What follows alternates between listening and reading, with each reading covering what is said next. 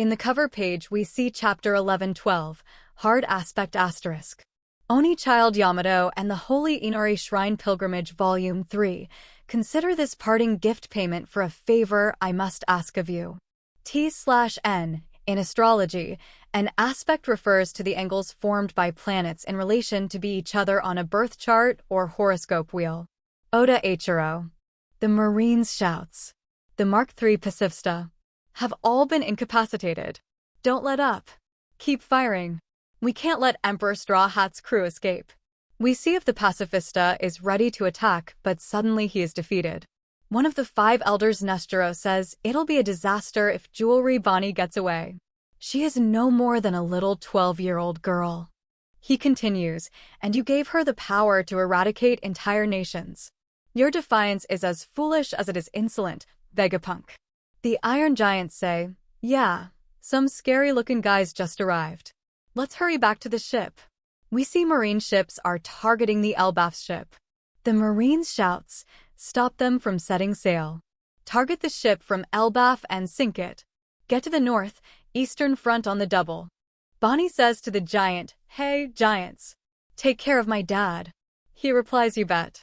The Marine, while attacking Bonnie, says, brace yourself, Jewelry Bonnie. You stupid, miserable brat. We're gonna let you keep a single one of our war chains. In background, Frankie is also fighting the Marines. We see Frankie versus Vice Admiral. Frankie says, out of the way. The Admiral says, I am not letting you through. Frankie says, strung, right? Frankie absolutely decimates the Admiral. We see Bonnie is also attacking another Admiral. She shouts in anger, he's not a weapon. My daddy is a hero. You cleft-chin geezer.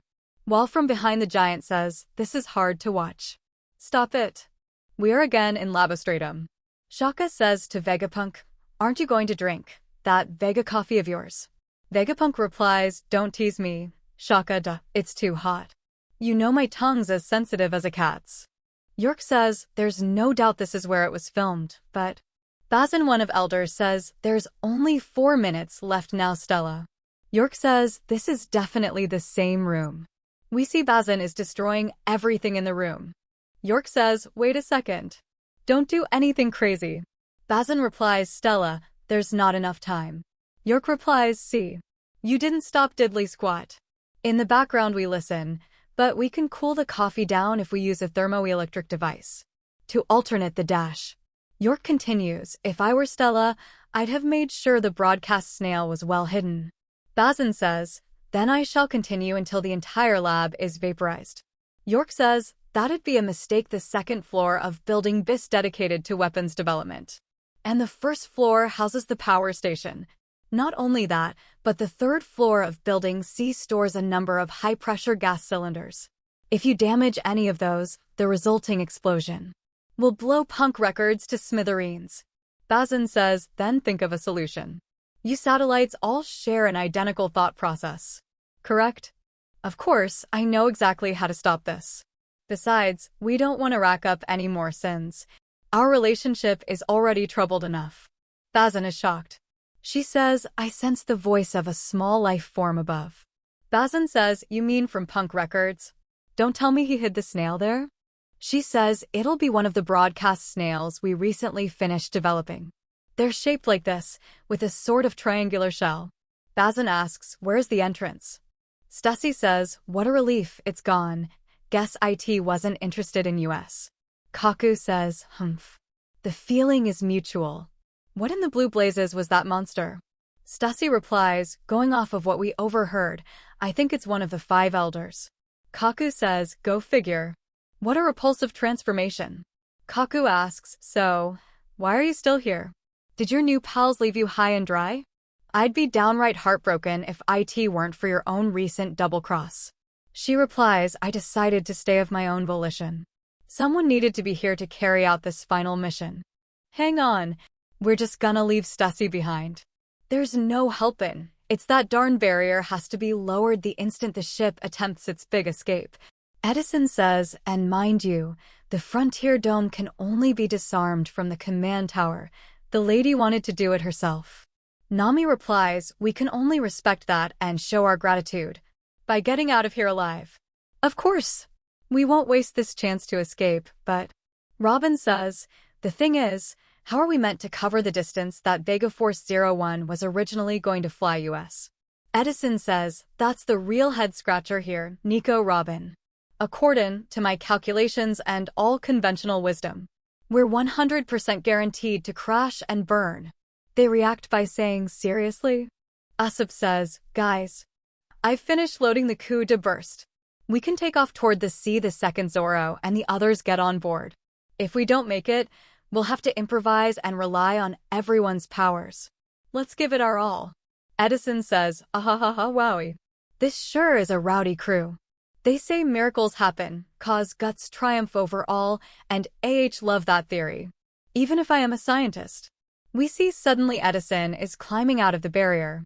Lilith shouts, Edison, what are you doing? He replies, I am gonna make sure your ship reaches the Oceana, trust me. Projected damage is 78%. Ain't dying. Not yet. In the background, everyone shouts, Edisu OON. In the next panel, we see Luffy versus one of the elders, Peter. A terrible vortex emanating from the island. Luffy, while in Gear 5th, says, if you're so hungry, try chewing on this buildingy. We see the elder is eating everything like a vacuum cleaner. The giant says, what power? It's sucking us in. We're not getting anywhere. We see the giants, while laughing, says, this is thrill, while Luffy is again out of Gear 5th and says, I am beat. The giants ask Luffy, what the? Straw Hat. You look like an old man. Luffy says, I'm all out of food and power. The giant says, food? Want some of our Hakarl? Luffy asks, Hakarl? And while eating says, Bleg. What's that smell? The giants replies, fermented shark. It's an emergency ration from Elbaf. It may stink, but it's tasty. Luffy says while back in form, whoa. That hit the spot. The giant says, your body's so expressive. You're back to normal. They shout, the boar's charging. Luffy says, Gear 3rd. Gum. Red. Rock. Luffy straight attacks the elder head-on. Luffy is shocked and says, how hard is this guy's skin? The elder is unfazed from Luffy's attack and stares glare. We are again in the Labo Stratum back entrance. The crew is shocked. Usopp says, hey, hang on. What the world? Who goes there? Chopper says, it looks like a crab? We see something is trying to come up. Northeast coast. The giants. We see Nustro is front of the crew. Bonnie says, huh? Who the heck is that? Punk Records. Labo Stratum. There's only one more minute, Stella. I know. We see one of the elders, Mars, says, this must be it. It seems fortune did not favor you this time, Vegapunk. But in the last panel we see Mars is shocked. Front cover and color spread next issue. One Piece Chapter 11-12 end.